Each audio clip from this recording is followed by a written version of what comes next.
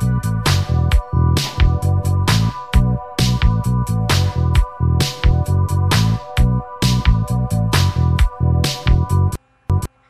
sur la chaîne Active, se connaît Amadou de blog naissant.com. Tout le plaisir est pour moi aujourd'hui de pouvoir vous parler de la colopathie fonctionnelle, notamment les symptômes. Donc aujourd'hui, pour vous rappeler ce qu'est la colopathie, c'est des troubles qui touchent le tube digestif et particulièrement le gros intestin.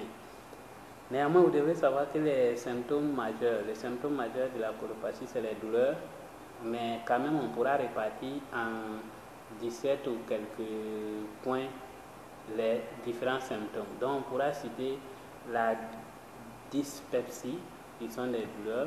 On a également les douleurs abdominales chroniques. On peut citer également les brûlures d'estomac, les crampes, les ballonnements, les migraines, l'insomnie. Tout ça, c'est des symptômes.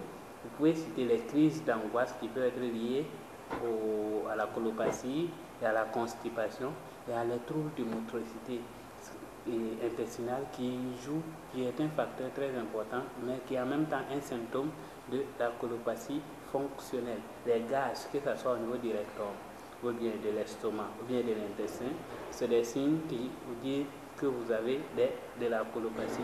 Vous pouvez également voir la diarrhée. Les diarrhées sont très indicateurs.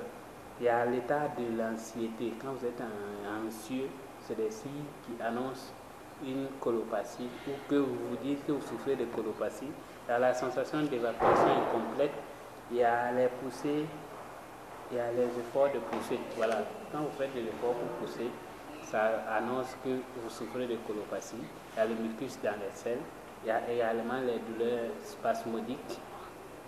On peut également parler aussi de variance dans les symptômes, c'est-à-dire d'une personne à une autre, les signes peuvent varier et ce n'est pas les mêmes signes. Et vous allez voir que ça s'approche un peu des ulcères. Voilà pourquoi ça nécessite un examen. Et ce qu'il faut savoir aussi, c'est que les symptômes souvent sont légers au début, mais par la suite, les symptômes peuvent devenir conséquents ou bien vont réagir plus ou bien même s'aggraver. Souvent même disparaître aussi, donc tout est possible. Ça peut vous donner des moments de répit aussi où vous vous sentez bien et des moments de dégradation, d'amélioration et disparaître au cas où vous prenez soin de votre santé. Voilà, c'était un peu ça les symptômes résumés et vite fait. Et si vous n'avez pas encore téléchargé mon livre, devenir son propre médecin, la couverture est à l'écran. Allez-y sur blognaissant.com, abonnez-vous et laissez-moi votre email, je vous l'envoie dans les minutes qui suivent. C'est comme ça, c'est gratuit. Pour ne rien rater sur la chaîne Active concernant la santé, abonnez-vous, commentez, envoyez à la personne à qui vous pensez et vous croyez que ça peut l'aider. Et n'oubliez surtout pas d'aimer, de me laisser un commentaire, ça va beaucoup me plaire. N'oubliez pas d'aller récupérer mon livre, devenir son propre médecin. La couverture est à l'écran.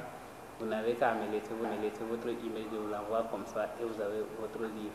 C'était Koné Amadou de blog naissant.com. On se donne rendez-vous sur la chaîne Active.